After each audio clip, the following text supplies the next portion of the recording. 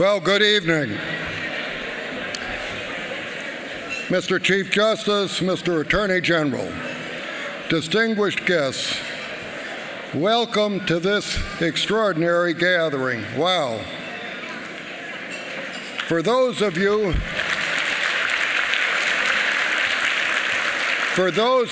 who just joined us this evening, I'm John Levy. How lucky for me that I get to serve as the 10th chair of the board of the Legal Services Corporation. Because during these past really exhilarating 2 days, we've met together in recognition of LSC's upcoming 50th anniversary, using this milestone year to take a hard look at what we have accomplished, the work that remains to be done, and how we're going to do it together in the near term. I also want to thank those from the LSC team for all the work that they did to make these 2 days possible. Thank you.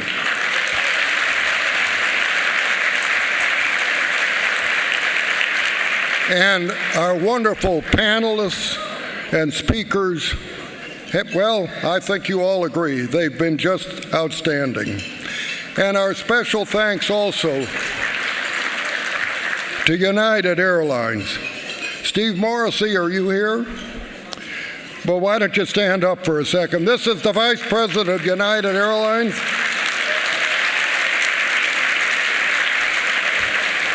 And they made it possible for so many of you to be here.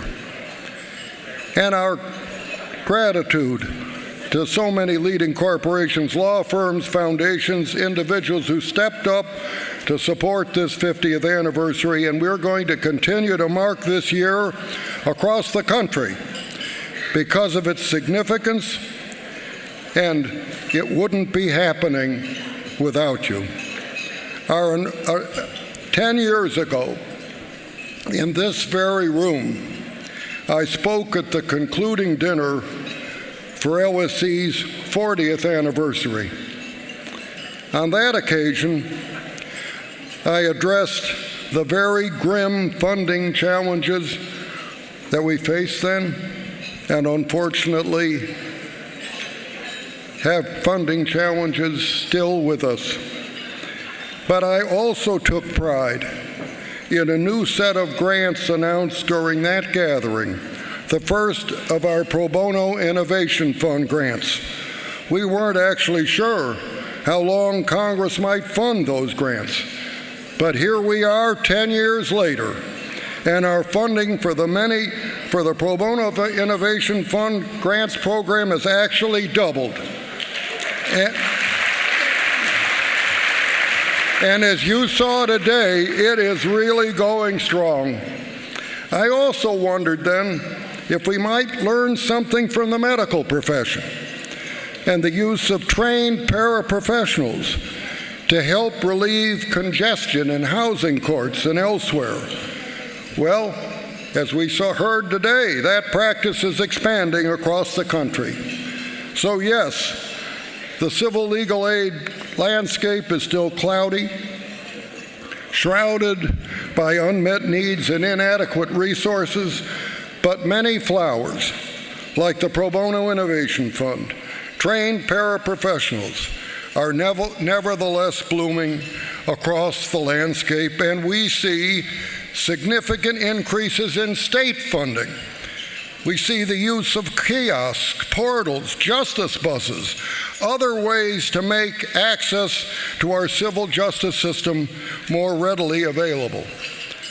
The development of remote court proceedings, accelerated by the pandemic, the regular inclusion of civil legal aid in federal disaster funding, the many innovations funded by LSC's Technology Initiative Grants Program, as well as many LSC task forces that provide helpful guidance on issues affecting our grantees across the country, research projects, other special initiatives designed to help the field, and projects to harness, and as we saw and heard today, the power of AI to expand access to justice.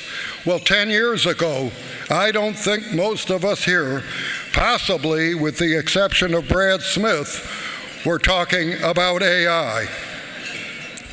Well, I could go on, but perhaps the brightest flower in the civil legal aid garden was planted 50 years ago when lawmakers on both sides of the aisle decided that the country needed a national network to help low-income Americans navigate an increasingly complex civil justice system. And over these 5 decades, LSC and you have created and helped maintain an outstanding national network of grantees, working so very hard to help as many as they possibly can, despite the lowest pay in the profession and facing the persistent frustration of having to turn away so many because of lack of resources.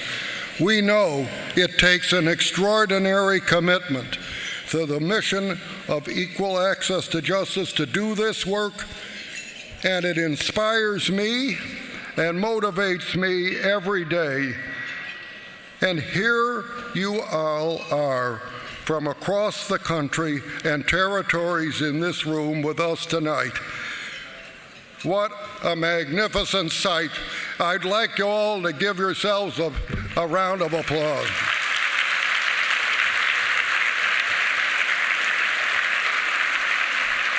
Because we heard today, your work transforms lives.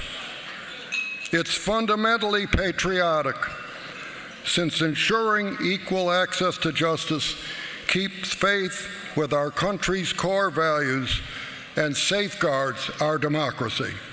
Without losing sight of the challenges that we face, tonight we recognize, honor, and celebrate the many achievements of LSC, its grantees, and how it has become indeed, as our logo says, America's partner for equal justice. As Supreme Court Justice Lewis Powell, then ABA president, so stirringly observed as he advocated for federal funding of civil legal aid nearly 60 years ago. And I quote, you probably all could recite the quote with me, but equal justice under law is not merely a caption on the facade of the Supreme Court building. It is perhaps the most inspiring ideal of our society. It is one of the ends for which our entire legal system exists. It is fundamental that justice should be the same in substance and availability without regard to economic status. Well, thank you for joining us tonight, and thank you for helping us protect our nation's foundational promise of equal justice under law. Thank you very much.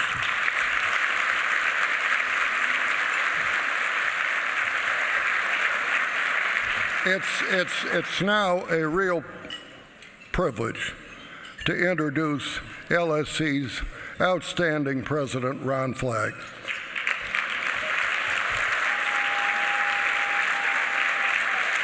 Ron has served as president since 2020. He came in the midst of the COVID pandemic. For 7 years before that, he'd been our vice president for legal affairs. Before joining LSC, he practiced for 3 decades at my firm, Sidley Austin, and he chaired our firm's committee on pro bono and public interest for more than a decade. He served as president of the D.C. Bar from 2010 to 2011, and actually currently serves, when in his spare time, as chair of the bar's pro bono task force. please join me in welcoming our wonderful President, Ron Flagg.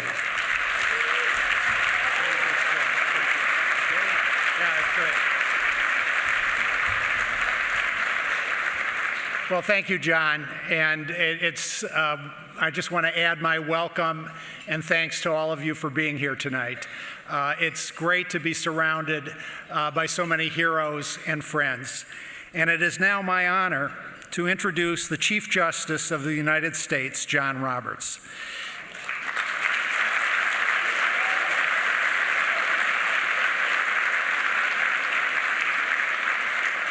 Chief Justice Roberts is the 17th Chief Justice and has served as Chief since September 29, 2005. Following his graduation from Harvard Law School, Chief Justice Roberts clerked for Judge Henry Friendly on the Second Circuit and for then Associate Supreme Court Justice William Rehnquist, who Chief Justice Roberts succeeded. Chief Justice Roberts also served as Principal Deputy Solicitor General and as an associate judge on the D.C. Circuit.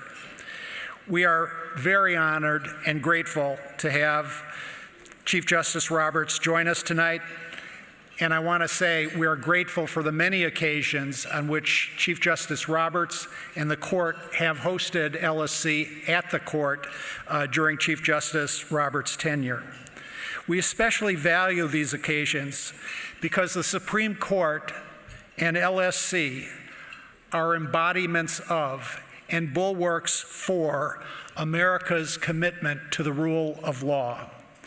Now, we at LSC, of course, are proud to be celebrating our 50th anniversary, but I got to acknowledge that the court had a bit of a head start in its work on the rule of law.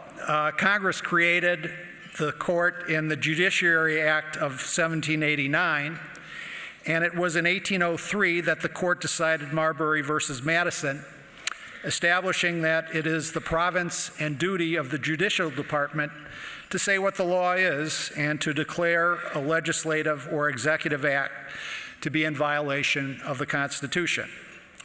But interestingly, LSC's role and the court's work on the rule of law did converge 50 years ago. On July 25th, 1974, President Nixon signed the LSC Act, which of course brings us to our celebration here tonight and throughout the year.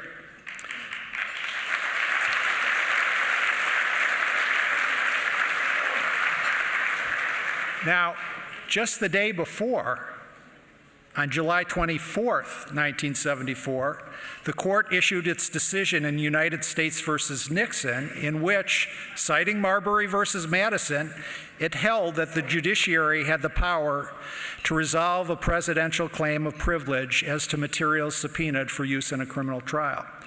So tonight, as we celebrate the rule of law and LSC's critical role in helping to make access to justice a reality for millions of Americans, we also celebrate the Supreme Court for its role in ensuring the rule of law.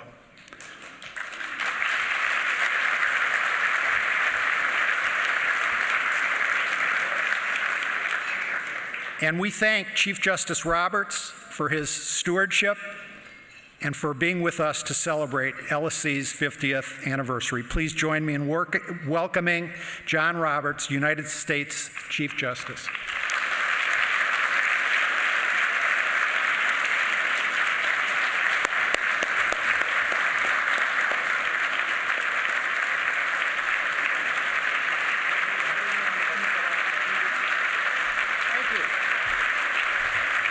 Thank you all very much. And good evening. Thank you, President Flagg, and thanks also to John Levy and the board members and staff of the Legal Services Corporation. I am honored to participate in tonight's anniversary celebration, marking half a century of work by LSC to advance the principle of equal justice. Today marks the anniversary of another landmark event that shaped our nation's journey toward greater equality. On this day, 159 years ago, April 9, 1865, Confederate General Robert E. Lee contemplated his morning survey of the battlefield positions and rendered his judgment on the hopelessness of his Army's predicament. It would be useless and therefore cruel, he told his lieutenants, to provide the further effusion of blood. Lee therefore arranged a meeting with Union General Ulysses S. Grant at the Appomattox, Virginia home of one Wilmer McLean with the view to surrender. Grant offered generous terms, which Lee quickly accepted. Victory in the war provided an opportunity to embark on the new birth of freedom that Lincoln foretold in his Gettysburg Address. The 14th Amendment, passed by the Senate on June 8, 1866, and ratified 2 years later, enshrined in our Constitution the guarantee of equal protection of the laws for all citizens. In an August 1866 speech, House Speaker Schuyler Colfax praised the amendment as the gem of the Constitution, as it placed the unfulfilled promise of the Declaration of Independence immutably and forever in our nation's foundational document. A nearly identical sentiment is chiseled above the front entrance to the Supreme Court building, equal justice under law.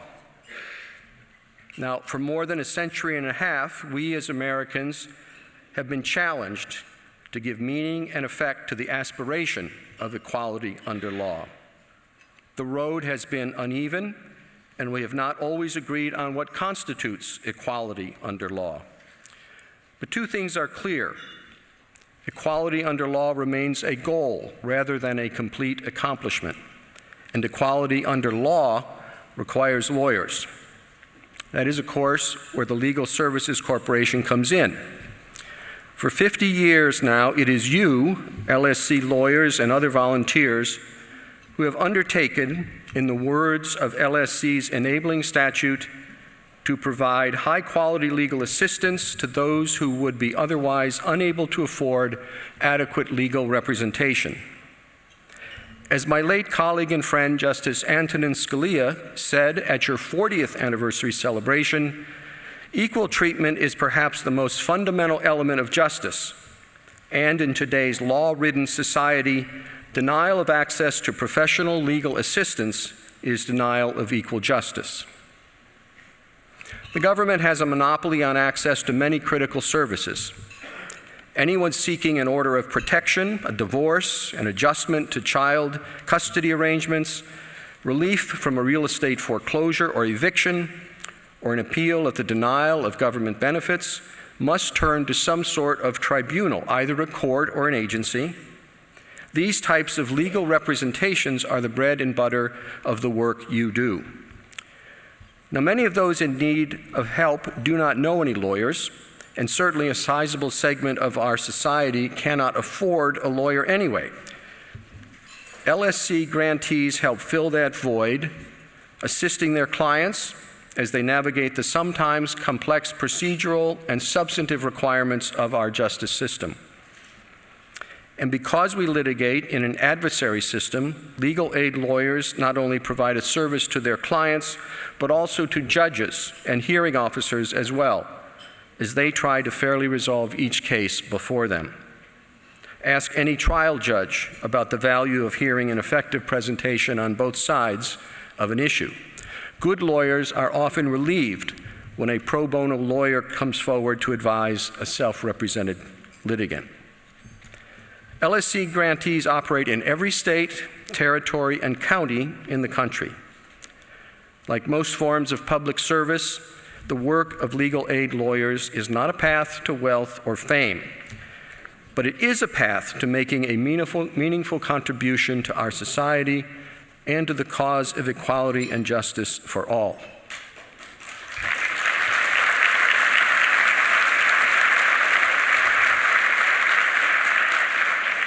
And every lawyer, paralegal, legal secretary, or interpreter who has experienced the gratitude of a poor client in need, one who has finally found in you someone who will listen and help, receives a reward beyond riches.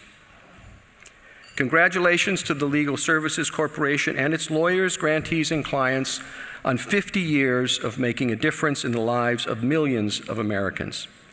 Thank you for your hard work, your professionalism, and your dedication to the cause of forming that more perfect union to which we as a nation have aspired since 1789.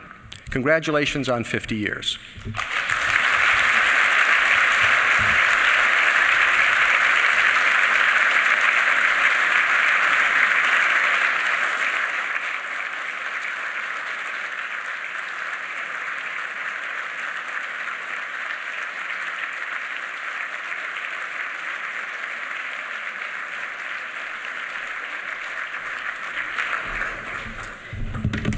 Look at that. There goes my shoe. Look at that. The stage has a seam. Please, another round of applause for Mr. Chief Justice Roberts.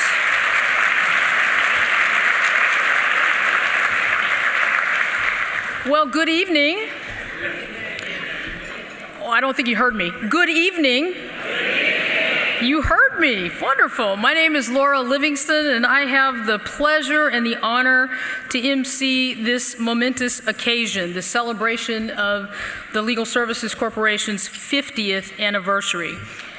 Let me tell you just a minute about why this is so important and such an honor for me personally. I was a Reggie. Now I know there are some of you out there that know what that means.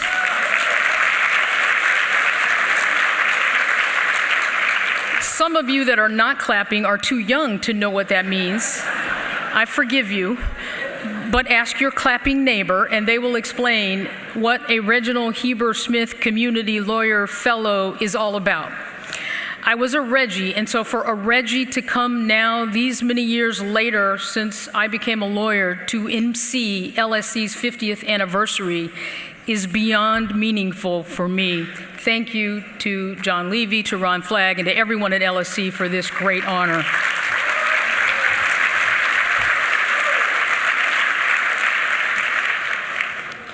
I also want us to just take a minute to thank the Dave Klein Band. They provided your entertainment and your music this evening, and please thank them.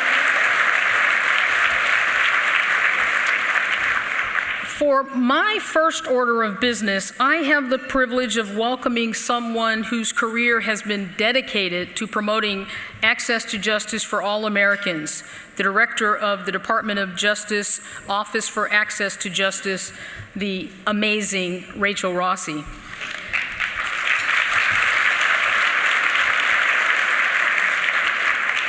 Director Rossi was appointed to her position in May 2022, so she's relatively new, but she has hit the ground running.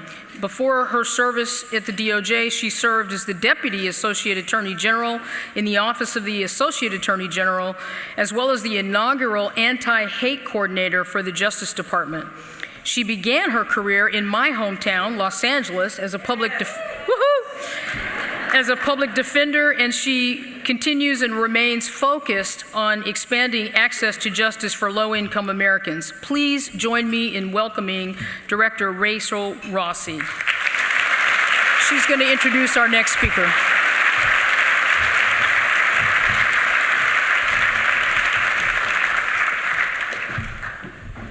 Good evening. Thank you, Judge Livingston, for that very kind introduction. Thank you to President Ron Flagg, to Board Chairman John Levy for your partnership and for your leadership. And most of all, thank you to the many Access to Justice leaders here in the room today for your dedication and your service.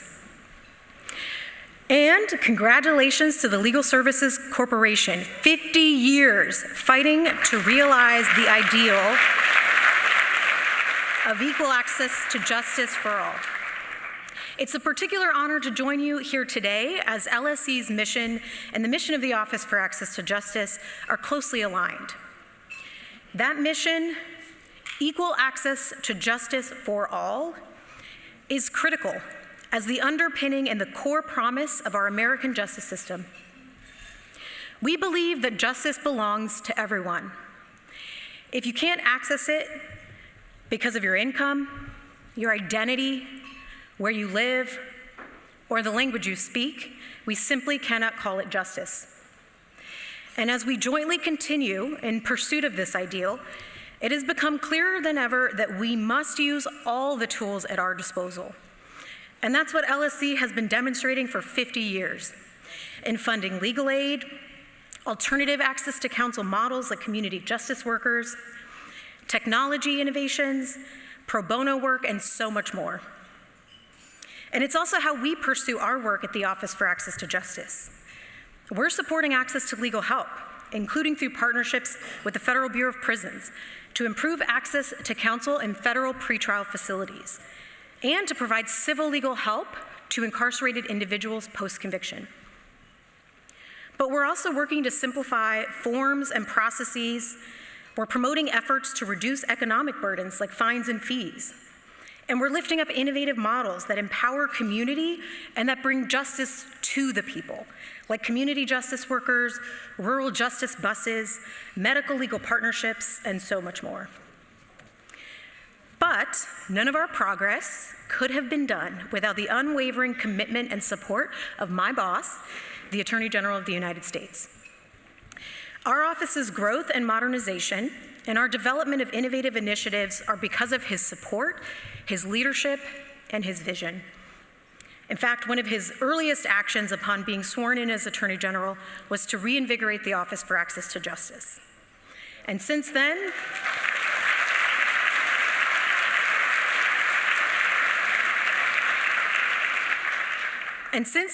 he has demonstrated the highest level of commitment and support for the mission of access to justice for all, with the realization of the urgency of this work.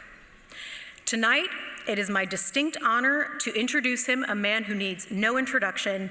I now welcome to deliver remarks the 86th Attorney General of the United States, Merrick B. Garland.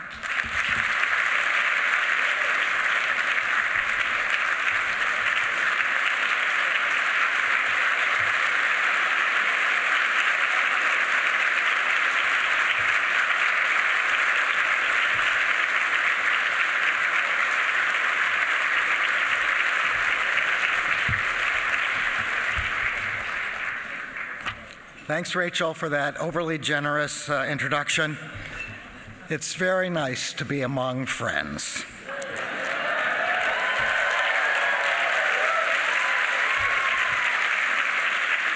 And I don't take that word lightly. I've been friends with John Levy and Ron Flagg for much of my professional life. And looking over the list of LSC leaders and board members and even the co-chairs of this event, I see other friends stretching all the way back to law school and college. I suppose that's no coincidence. A core element of friendship is often a shared commitment to fundamental values. I am proud to share my LSC friends' unwavering commitment to making equal access to justice a reality for all Americans.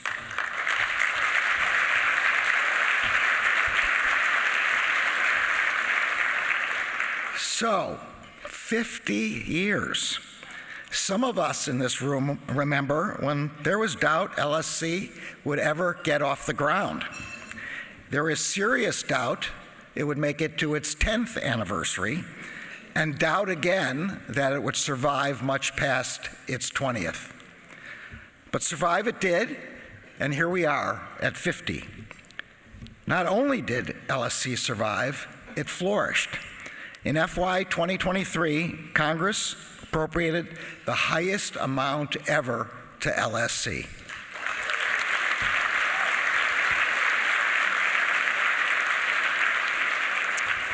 Not what you requested,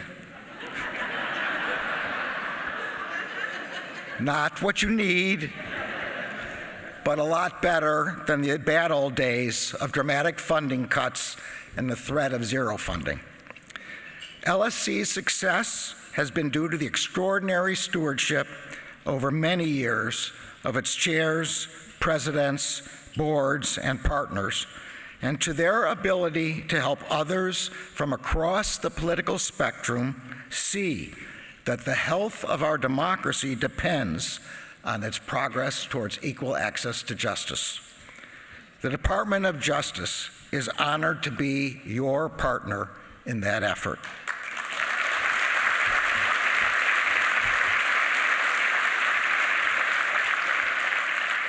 Fulfilling the promise of equal justice under law is core to our mission at the Justice Department. And fulfilling that promise demands that we too work to ensure equal access to justice. For without equal access to justice, the promise of equal justice rings hollow. As part of the Justice Department's effort, we have restored, as Rachel said, our standalone Office for Access to Justice.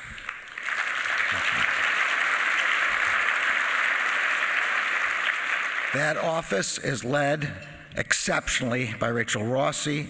It is now composed of more than 40 attorneys and staff, from zero.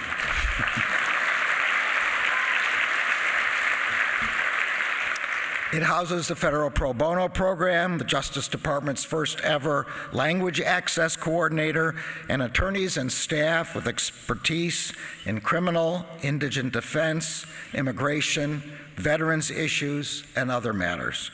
Its mission is to work in partnerships with those on the front lines to identify and address the most urgent legal needs of communities across America. As part of its work, the office also administers the Legal Aid Interagency Roundtable, of which LSC is a partner.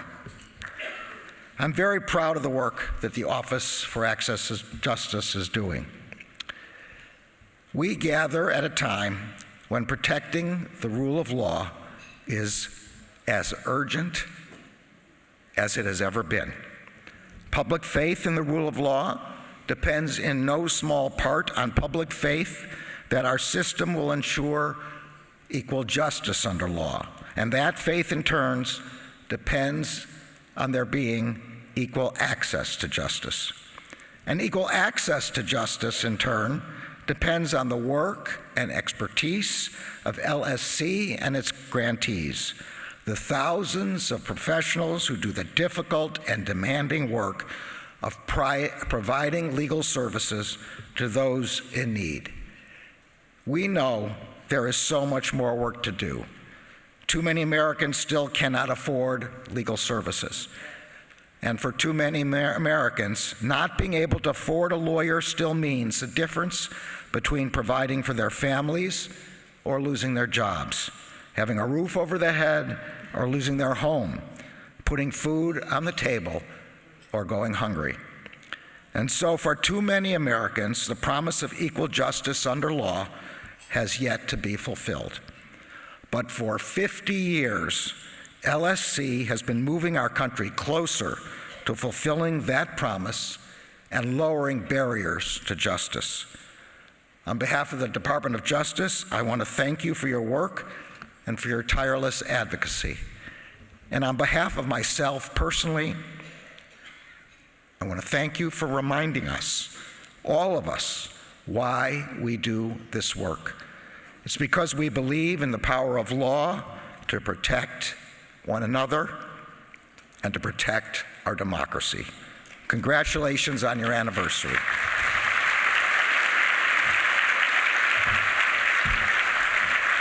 Here's to the next 50 years.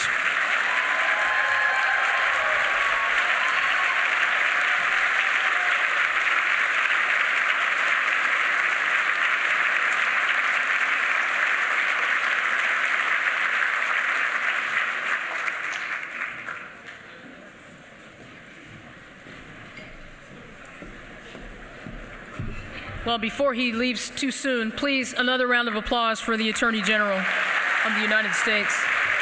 I was looking up some quotes that I might throw in at appropriate pauses throughout the evening, and I found one from Benjamin Franklin, and it goes like this: "Justice will not be served until all those who are unaffected are as outraged as those who are."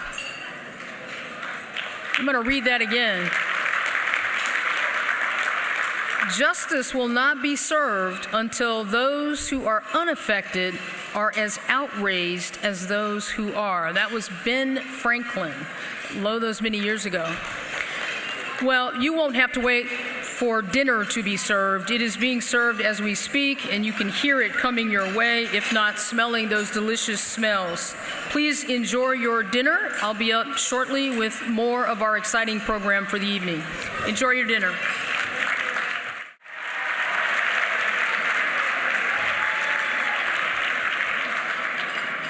Now it is my great pleasure to introduce our next speaker. Ransom Widener has been an effective advocate for access to justice both in his work and in his role as co-chair of LSC's Emerging Leaders Council. He is Vice President of Pro Bono and Social Impact at 650, the tech arm of a Silicon Valley law firm, Wilson Sonsini. Founded in 2019, his organization works to improve how people access the law through everyday digital solutions. He's recently shared his story of how housing instability shaped his childhood in a compelling op-ed published in the Salt Lake Tribune. And he's here tonight to share his story with all of us. Would you please help me welcome Mr. Ransom Widener?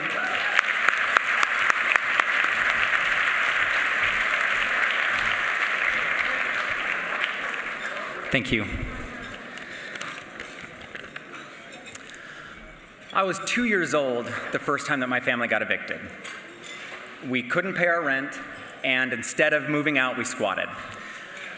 Our landlord had every right to remove us. My parents should have paid the rent, or they should have made a plan with the landlord to avoid eviction, and they didn't. But there were 4 kids living under that roof. My big brother, Brucey, who has autism and is nonverbal, he was 8 years old. My big sister, Kari, who helped raise us. Myself, and my newborn brother, Kirk. My siblings and I were little kids. We had nothing to do with our parents' choices, but now we were all homeless. After that eviction, we went back to where I was born. I was born at home in a place called Cane Beds, Arizona. I say born at home, but it was actually the neighbor's home because our home had no water and no electricity. We've lost track of how many times we've moved, how many places we've called home. We think it's about 50. We moved at least 13 times between 1992 and 1996. We didn't always move because a sheriff evicted us. Usually it was to avoid eviction. But every time we had to pack our lives into a car, it felt like eviction. The chaos of living out of boxes, the stress of not knowing where we'd go next. I don't remember that first eviction. I don't remember very much about Cane Beds. I remember the place that we went next. Pioneers from Utah had colonized parts of Mexico in the 1800s. We lived in one of those colonies, Colonia Juarez, about 200 miles south of the US-Mexico border. We entered Mexico illegally, all of us in a van. My mom and dad and big brother had passports, but the rest of us didn't. Me and Kirk didn't even have birth certificates or social security numbers till I was 17. So Kirk, Kari, and me, we hid under piles of blankets and clothes so we could get across the border. And my family did a lot of stuff like that. We did dangerous things. And my point tonight isn't that every dangerous event in my life was directly caused by housing insecurity. My point is that housing insecurity is dangerous, and it increases the probability that a child will end up in a dangerous situation. We were at a laundromat in Colonia Juarez when a little girl asked my mom if she could hold my brother Kirk. And my mom thought that was adorable. And so she carefully handed Kirk to the little girl, showing her the right way to hold him. And then with baby Kirk in her arms, the little girl ran out of the laundromat, handed Kirk off to a man who was waiting for her out there, and then he ran down an alley. And my mom screamed for my dad to chase after them, and he did, eventually catching up and getting Kirk back, thankfully. Now, of course, an abduction can happen to anybody, but kids who have been evicted are more likely to be the victims of crimes. Evictions are associated with increases in physical assaults and accidental injuries and hospital visits. Families without good options end up in bad situations. My family lived in my grandma's attic and then the basement of a nudist who celebrated Christmas every day. And then, it's a funny thing now, it was not so great as a kid. And then with a family who tried to make my mom their plural wife. So just one bad situation immediately after another bad situation. We lived in motels. We lived in so many motels. 7 of us by then, sharing one motel room for months at a time. We lived at one motel during a police standoff. We lived in another motel that burned down. These cheap motels where we lived cost way more than paying rent at an apartment. But we lived there because motels don't check for past evictions and they don't ask for a security deposit. They're the only option for a lot of poor families like mine. But that informality cuts both ways. Motels could remove us without an eviction, and they did. Without the foundations of a home, every aspect of life is degraded. We were hungry all the time. 2/3 of kids experiencing housing insecurity go without food at least one day every month. Just a couple days ago, my big sister, Kari, she told me a story I'd never heard before about how she used to eat handfuls of dirt so that she wouldn't feel hungry. I remember eating grass from our yard. I remember getting sick because we were hungry, vomiting bile because our stomachs were empty. My family received charity, including from our church, which we gratefully accepted, but we rarely had enough to eat throughout my childhood. My parents didn't apply for government assistance. They never sought legal aid because they were afraid. They didn't have regular income, they didn't pay taxes, and they were terrified that the government would take us kids away from them. But even if they weren't afraid, applying for assistance, getting that assistance is harder without a home address. Kids without a home are more likely to experience mental health issues. Verbal and cognitive development are delayed. It was really hard growing up without the moorings of a home and a neighborhood. My siblings and I felt strange and disconnected, and we were strange. That feeling stuck with us for most of our lives. I started going to school when I was 11, and I was very far behind, academically and socially. I got pantsed on the playground, I got bullied. All of us got bullied. We didn't have the same opportunities to socialize and to make friends that other kids had when they were growing up. We moved too much. Our housing insecurity had isolated us. We had each other, and I love my family. We called ourselves the Travelers, and we always made the best of it. But kids need a community in order to develop. They need neighborhoods, and they need neighbor kids. My mom left my dad when I was 17, and our lives slowly started to get more normal. But chaos still followed us. It clung to us. About 10 years ago, I needed a passport, and my congressman had to help get a passport. Or I guess my congressman's office, his staff helped me get a passport. By then, I had a birth certificate, I had a social security number, but I didn't have anything else that the State Department wanted because I had almost no records at all. Eviction means grabbing what you can in a short amount of time, and a lot gets left behind. When we left cane beds, my mom cleaned out an oil drum, this big blue barrel, and she put all of our most precious possessions in it, including her wedding dress, and then she buried it under our house. And we don't know what happened to it, but that barrel is long gone. Most of our memories are just long gone. Like a lot of poor families, we didn't have anywhere to keep our precious things when we get kicked out, so we'd use storage units. And that meant some things getting auctioned off because we missed a payment on a storage unit. Most of our stuff got water damaged or eaten by rats. A couple years ago, after my dad passed, my youngest brother Danny and I, we walked through his last storage unit together, this unit his friend had been paying for. And we had to wear masks for the ammonia and big gloves for the filth everywhere. Everything I had to my name at 12 years old, there in a garbage bag full of rat feces. My big sister's diaries and her pictures of friends just torn to shreds by some animal making a nest. For me, that storage unit is a microcosm. It represents the humiliation of my childhood and of so many childhoods, of feeling poor and dirty all the time. No kid should have to feel that way.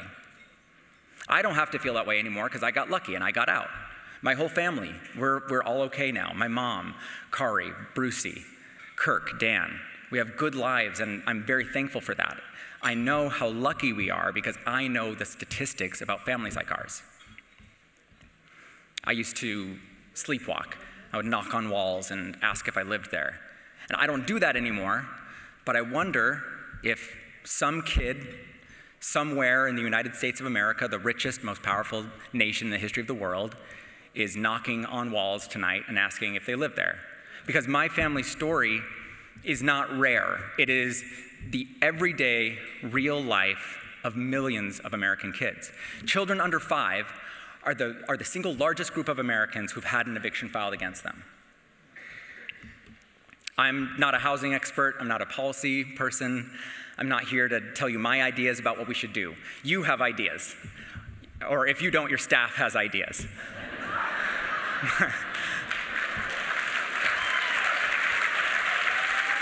They're good staff.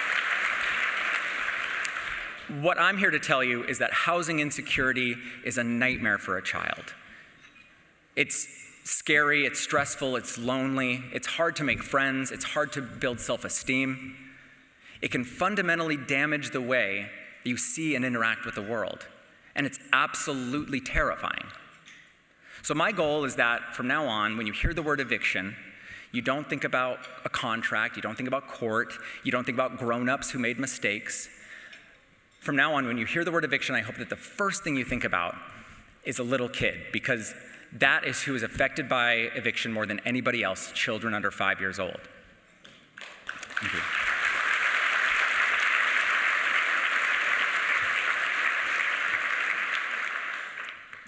Now I can read a room and I know where I am, so I know I don't have to convince you of this. I think we're all on the same side of this.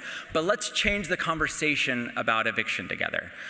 Let's help everyone understand that an eviction crisis means homeless children, and that the status quo is a dangerous, chaotic life for millions of American kids who deserve better, and we cannot accept that. Thank you so much.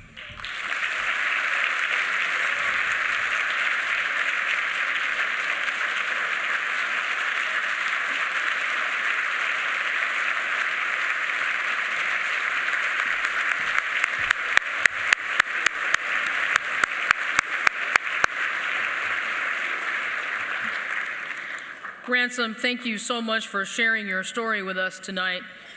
There is really no better way to underscore the importance of all the work that you do than by hearing it and by hearing how it affects people. I think we all have a story, our own stories, our friends' stories, our family members, our clients. All these stories that bring this work that we all do to life, just as Ransom did for us just now. Ransom, thank you so much for reminding us why we're all here.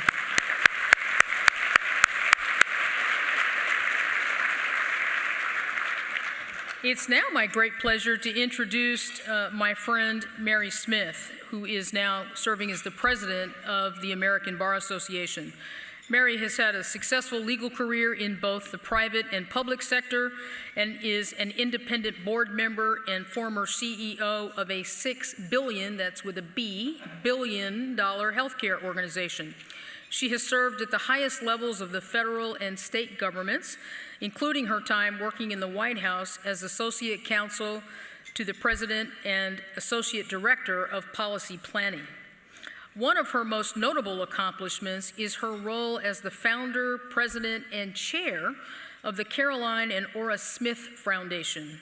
This foundation, named after her mother and grandmother, works to train Native American girls in STEM, science, technology, engineering, and math.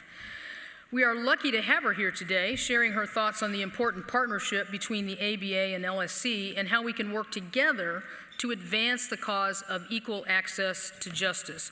Please join me in welcoming ABA President Mary Smith.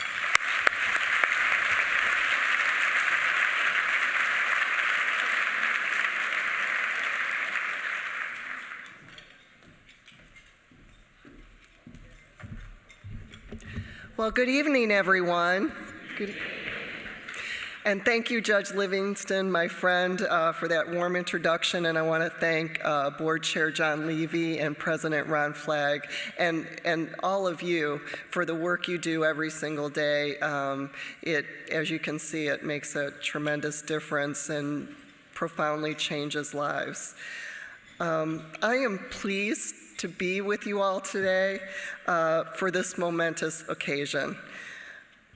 Throughout the Legal Services Corporation 50-year history, the American Bar Association has been a proud and vocal partner and collaborator on access to justice issues. In fact, the ABA's support for civil legal aid even predates LSC. Many ABA presidents from all sides of the political spectrum have been famously strong supporters of securing legal help for Americans who cannot afford traditional legal fees, including Lewis Franklin Powell Jr., who later served as the Supreme Court Justice who swore in the very first board of LSC. This is a rich history, and I'm pleased to carry on that tradition today. I want to spend my time today talking about critical connections. The connections between the American Bar Association and LSC, the connections between the legal profession and the rule of law, and the connection between the justice system and American democracy. When I began my presidency of the American Bar Association, I set out two priorities aimed at charting the course of the future of the legal profession: the role of technology in our field and the protection of American democracy. We are right here facing a critical moment in the history of our nation. More than half of Americans, 51%, yes, 51%, say they are dissatisfied with how democracy is working. Less than 1/3 of millennials consider it essential to live in a democracy, and 1 in 5 U.S. adults can't name any of our branches of government. With these trends we're seeing, it's the responsibility of any citizen, and especially those of us who have dedicated their lives to the field of law, to ask ourselves, why do people feel this way? What is this data telling us? Perhaps the message we should be receiving is that for large swaths of our population, the system simply is not working. We know this from the 90+% of legal issues that go unsolved for low-income Americans across the country. For decades, the American Bar Association has advocated for legal services funding as the embodiment of the federal government's role in securing the core American value of equal justice under law, a value that is crucial to our national democratic system. And while we're proud of the advocacy we've done, and we're going to be doing it tomorrow and the next day, we know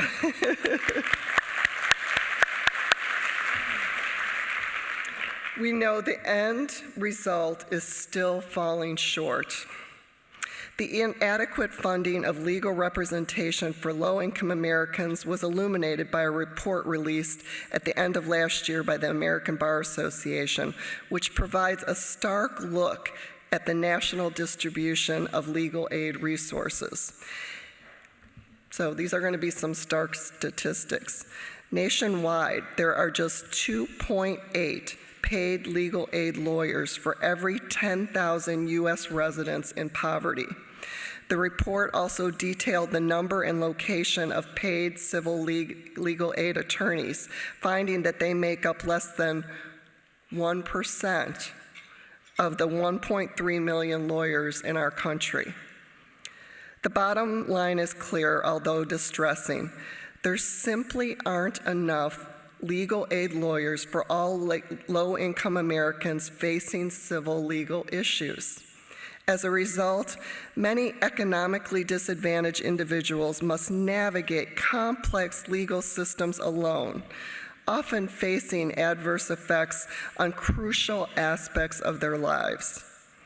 The gap is undoubtedly contributing to our society's increasing disenfranchisement with our government systems and our rule of law.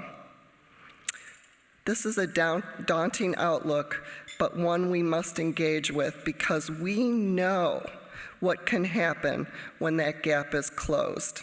The voices we heard from today tell this story. A young woman is living her life inspiring others after surviving horrific abuse as a child. A former felon is helping countless others in her community get a second chance at a new life. A justice worker is using her skills and experience to help at-risk youth in her tribe.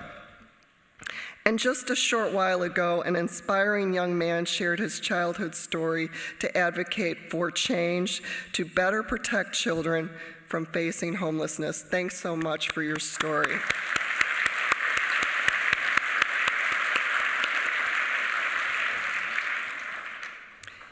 Each of these stories represents a life transformed for someone who has gone on to serve others and change lives themselves. And each was made possible by the impact of civil legal aid, the work we recognize here tonight. It seems fitting that LSC would be celebrating a milestone anniversary to closely follow another milestone. Those of us in the legal field know that last year was the 60th anniversary of the landmark Gideon decision, protecting the legal rights of those charged with a crime. While we still have a way to go in extending the protection and promise to civil litigants, I'm both encouraged and excited at the strides we are making. Indeed, the strides that have been talked about this very day.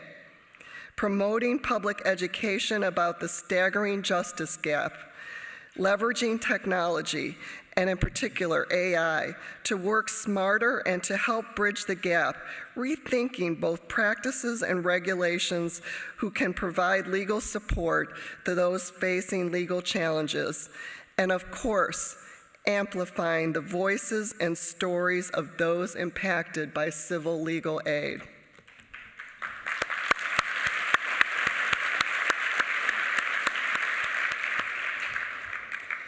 These are all the things that each one of us can take an active role in helping move forward. And in a world and time when so much feels so far out of our control, what could be more empowering? Some people think of lawyers as people who manage risk, and we certainly do that. We do that. But I personally think that sells us short. I view lawyers as problem solvers. The room tonight is filled with talented and creative people. We come from different backgrounds, have differing ideologies, bring different skills, but we come together for a common purpose. Tonight, as we mark 50 years of working hard to meet the needs of our fellow Americans, we must renew our commitment to solving the justice gap. It will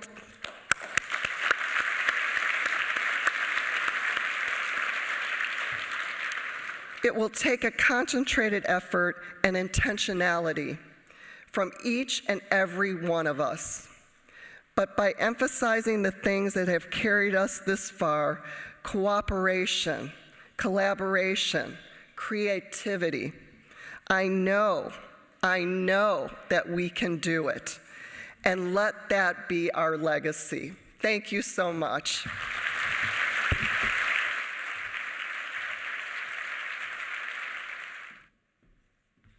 Mary, thank you so much for that inspiring call to action and for your leadership in calling on all of us to cooperate, collaborate, and create. I love that you mentioned creativity. Please, everyone, join me in thanking Mary Smith.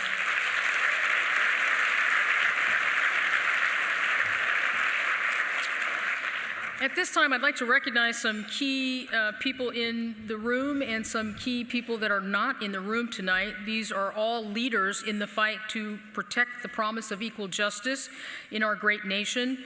Now, I am going to list some names. List, one after another, which you know means that I'm going to ask you to what? Hold your applause until I have completed the list. I also know some of you will not do that. But I'm going to ask you to try to model good behavior and wait until I have finished the list. And the reason that I want to do that is because I want all of them to hear the thunderous applause and recognition and appreciation of all of you in this room for all whose names will be listed. All right, here is the list. First and foremost, our sponsors for this event, without whom this would not have been possible, and of course, for all of those 50th anniversary contributors, and you'll find those names, which I will not read to you tonight, on the back of your program. So please, when you have an opportunity, do thank those individuals, entities, and businesses. I'd like to certainly thank the LSC board and all committee members, the Leaders Council, the Emerging Leaders Council, and the Client Advisory Council members, certain Hill staffers that are here tonight from both sides of Congress, on the Senate side and the staff side, including Melissa Greenberg, who is in the office of Senator Patty Murray, Trent Benishek with Senator Susan Collins' office, Brian Danner with Senator Jerry Moran's office, Nataya Tyndall with Senator Chris Murphy's office, and Armida Pedramzami, Representative Gary Scanlon's office. Also members of the judiciary who are true partners in expanding justice and access to justice to all in our nation. Judicial leadership, I'm partial, of course, to that group, but judicial leadership is so important, and we've seen some amazing examples of that here tonight. The LSC executive leadership and all LSC staffers, members of the boards of all of the LSC grantee recipients, all of our speakers over the past several days on the panels and throughout the week, and last but certainly not least, the people who show up every day and do the work. In Texas, we like to call y'all boots on the ground. Our legal aid organizations represented tonight from all across our great nation, thank you. It is now your opportunity to acknowledge them.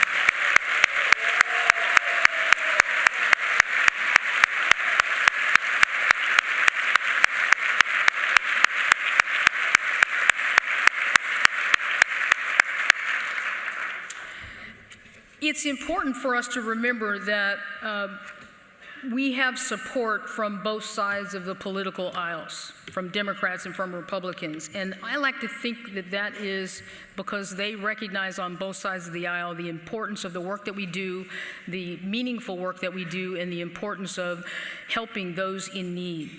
I also like to say that I think that one of the reasons that we enjoy such wonderful bipartisan support for LSC and for the work that it does is because members of our legislature and in our executive branch really do appreciate that it takes a bipartisan effort to solve what is really a nonpartisan issue. So, thank you.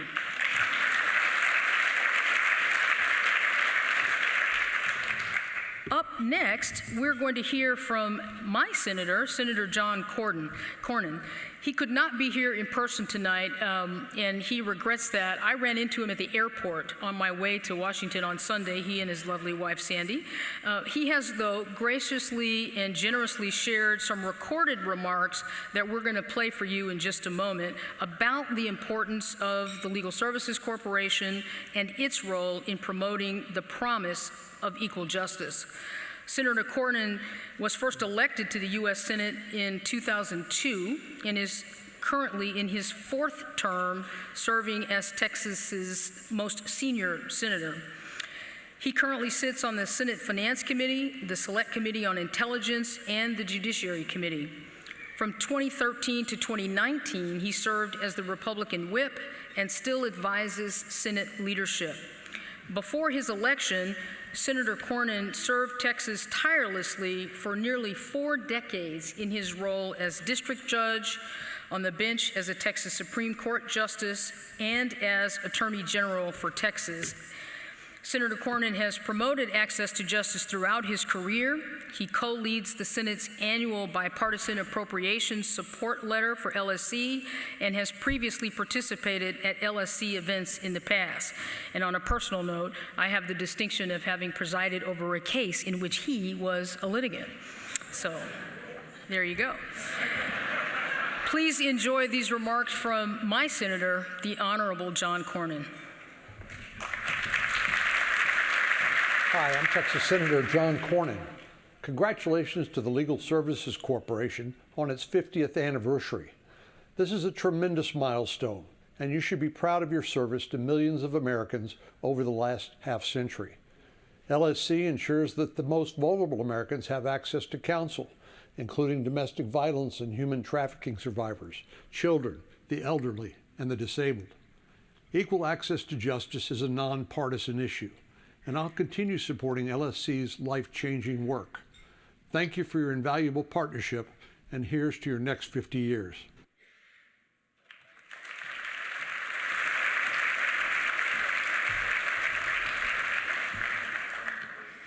Now, we are going to show another video, but before we do that, my friends from Pennsylvania, sitting somewhere about right over there, yeah, there they are, there they are, they got a kick out of that Ben Franklin quote. So I thought I'd share a few other quotes. Some you may have heard before, and some maybe not. So here, try these out. This one is from Nelson Mandela. When you have a core principle, everything else is a tactic. I'd say we have a core principle.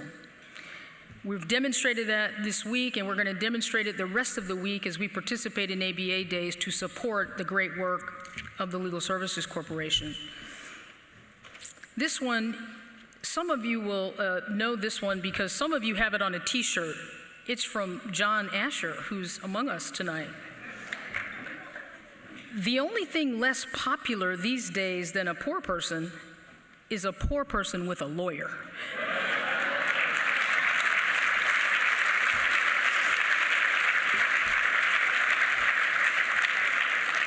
And just because I love John's quote so much, here's another one. Last night at the reception, several of you were talking about succession planning, talking about, grooming and raising up a new generation of leaders within your organizations. And that's certainly an important topic for us to consider. Here's John's take on some of that, kind of. The only thing worse than burnout and high turnover is burnout without high turnover.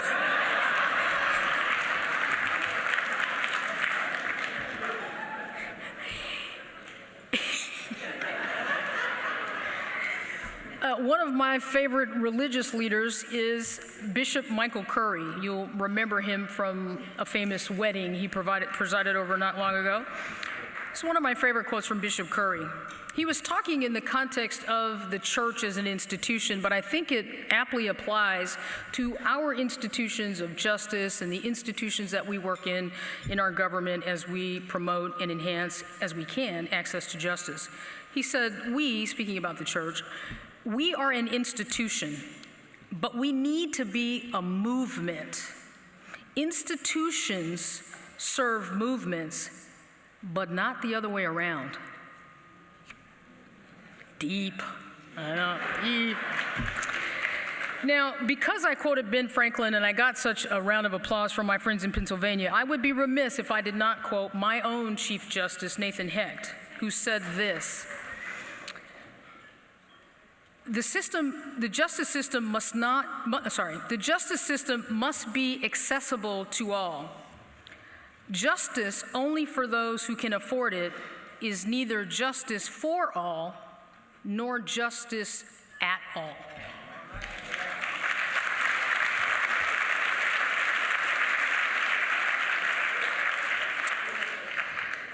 Now, have any of you, well, I shouldn't ask. Let me just say that I know that some of you have either been to a red carpet event, like a movie premiere in Hollywood, or you aspire to be at one. So think of what I'm about to say in that context.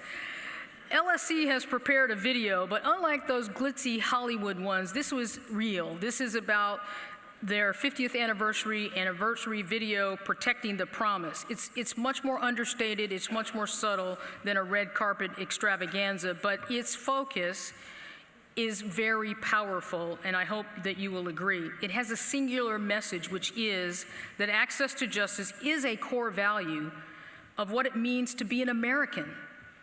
And much like what we heard from our speakers this evening and from the people on the panels earlier today and earlier this week, it's up to each and every one of us to live out that value. Please enjoy the video.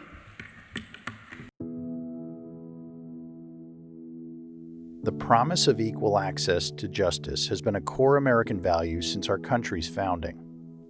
A call for justice is enshrined in the preamble of the Constitution, engraved over the entrance to the Supreme Court, and recited every day by school children who proclaim we are a nation indivisible with liberty and justice for all. But that promise hangs by a thread for millions, and for a shocking reason. We have more lawyers than any country in the world. Yet 92% of low-income Americans' legal needs are not met on life-changing issues involving civil law. Americans like the veteran who's been denied the disability benefits he's rightfully earned, the senior citizen whose pension is threatened by fraud, the woman pleading for protection from an abusive partner, the family facing foreclosure or eviction from their home. Absent this access to justice, they are deprived of full access to other American promises, to give each of us the opportunity to build better lives for ourselves and our families, to give each of us the freedom to pursue the American dream, no matter who we are or where we live.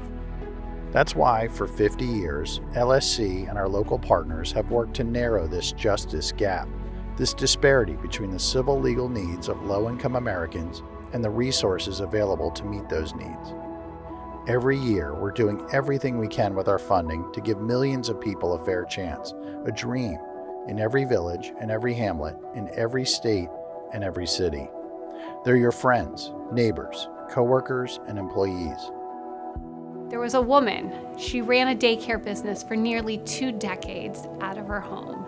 And then she was visiting a store one day and she fell and she broke her arms. She broke other parts of her body. She was very injured in that fall. And she was 57 years old. She thought she'd continue to work and operate her daycare, which made her happy. But after that accident, she couldn't. She couldn't lift a child. So she applied for Social Security disability because she couldn't afford to work anymore. She didn't have the body to do that type of labor. And she kept getting denied and denied and denied. I went to Land of Lincoln. I met Diane. I was in that conference room and I felt relief because, I cried, because she was so nice. And she's like, I don't know why this has taken so long. It had taken me almost 2 years just on my own trying to go. And when I went in there, they solved it fast. I was so happy when I came home. I paid all my credit cards off. And at Land of Lincoln, it was a lifesaver. Civil Legal Aid offers essential legal support to individuals who cannot afford it, and its widespread availability has a ripple effect that positively impacts the business sector. First, community-wide legal aid ensures a more stable and productive workforce. Employees who have access to legal resources can resolve personal and professional issues more effectively, leading to higher productivity, lower absenteeism, and reduced turnover rates. By helping resolve disputes and legal challenges, comprehensive legal aid creates stable communities where businesses can flourish. It also promotes fairness and equality, creating a positive social environment that is important for businesses. Lastly, a community with accessible legal aid sees a reduction in poverty levels and an increase in economic activity. Legal Services Corporation is the single largest funder of civil legal aid in America. In 2022, our grantees provided legal advice and representation to 1.8 million people, including more than 780,000 children. Issa Stewart sought help from Legal Aid of Nebraska when his landlord tried to evict him and his children during the COVID-19 pandemic. Their help gave him the extra time he needed. Due to the pandemic, I lost a job. I was unable to pay rent. I was communicating my circumstances and what I needed as far as what time and the way I was going to go about taking care of rent. My landlord dropped a 7-day notice on my door, and that's when I decided to call legal aid in Nebraska. If they could give me these days to get out and just protect my background, I don't need them to say that they evicted me, because how can I ever move? When you know you have a stable home, it makes your whole life stable. You come home and you see your kids happy and everyone around you are happy because you know your work is paying off. And knowing that someone is trying to take that of my house away from me, it seems like, how can I keep the trust in my kids if they feel like someone's taking their home? When I met Issa, he had just received some paperwork from his landlord. He just didn't really know what to do, where to turn. We initially tried to come to some sort of agreement with the landlord's attorney, and we couldn't find that common ground. So we ended up going in to see the judge and to have basically a mini trial. Having someone going in there with me was a blessing, and it really helped out. It made me feel like I had somebody that really was on my side. I'm in a better house, and I know that things are looking up from this point forward. When I was a newly ordained priest, I went to law school and was admitted to practice law in the state of Illinois. I view my law degree as a tool for ministry with the poor. One of the key teachings of the Bible is to love God with all your heart and mind and soul, and to love your neighbor as yourself. In civilized societies, controversies and disagreements are resolved according to law and by a neutral arbiter. The existence of courts and paid advocates raises the essential question of the access to these institutions by the poor. The Legal Services Corporation exists precisely for that reason, to promote equal access to justice in our nation and to provide high-quality civil legal assistance to low-income persons. I pray that these dedicated efforts to provide legal services for those in need will continue for many more years to come. David Jenkins, an Army veteran, turned to Lone Star Legal Aid in Texas for help obtaining supplemental security income. You've made me and my family very, very joyous today. The Social Security Administration has deposited the back pay into my account. Now I can afford to go ahead and move up to Northeast Texas to reestablish my family with my son, and I just want to thank you and bless you for all your effort and help. I just thank you so much. Equal access to justice is a foundational American value, the bedrock of our democracy, and an essential element to the rule of law. For 50 years, LSC and its grantees have been working with limited resources to expand access to justice for low-income Americans. Clearly, much more needs to be done, and it needs to be done now. Join us in protecting the promise by learning more, getting involved, and signing the pledge to support LSC and its mission. Together, we can expand access to justice and opportunity for the millions of Americans who need it. We call on you to join us in this important effort to protect the promise of equal access to justice. All right. John, they are answering the call. Well, we have come to the end of our evening, but to close us out, a person who certainly in this room needs no introduction, another person to give you a call to action and to, I know, help you answer it is Ron Flagg, LSC's president. Good night.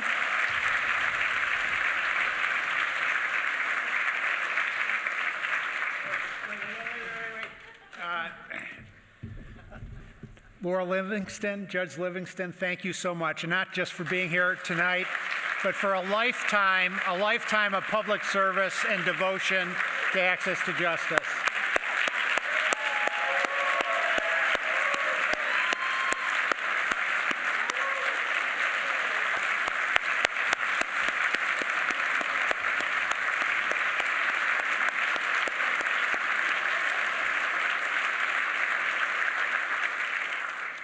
Well, the first pledge I make to you tonight is we're going to send a link to everybody so you can see the last 15 seconds of that video.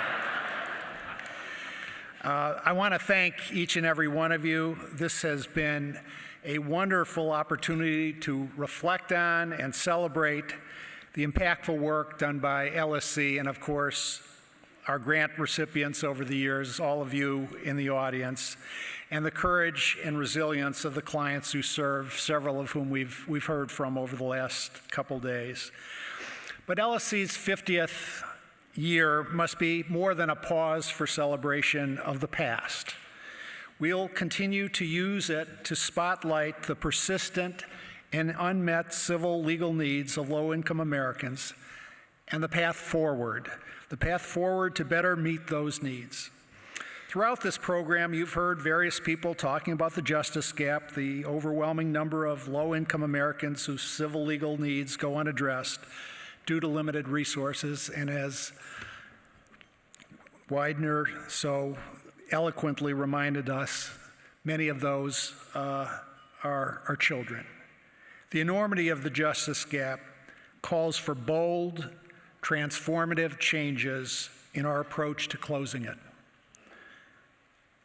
LSC pledges to go forward from this moment and this place to promote transformation, to advocate for increased funding, to showcase the optimal use of scarce resources, and to promote innovations in our civil dispute resolution system and legal service delivery models. As America's partner for equal justice, LSC is poised to direct financial resources, leverage data, and harness expertise to narrow the justice gap. We welcome opportunities to partner with you and all of you in the adoption of revamped legal service delivery models and new means for resolving civil disputes and accessing government programs, services, and benefits. The justice gap presents a formidable challenge, but it also offers an opportunity for profound change. Congress has given LSC the mission of providing low-income Americans with access to high-quality legal services. To carry out this mission, LSC is committed to being a catalyst for these changes, championing the dignity of our fellow Americans and safeguarding the promise of equal justice for all. I can't thank you enough for joining us tonight. As you've already witnessed, the Dave Klein Band is excellent, and they will continue to play for a while longer, and I hope you stay to enjoy the band and socialize with one another. Happy anniversary to all of us. Thank you.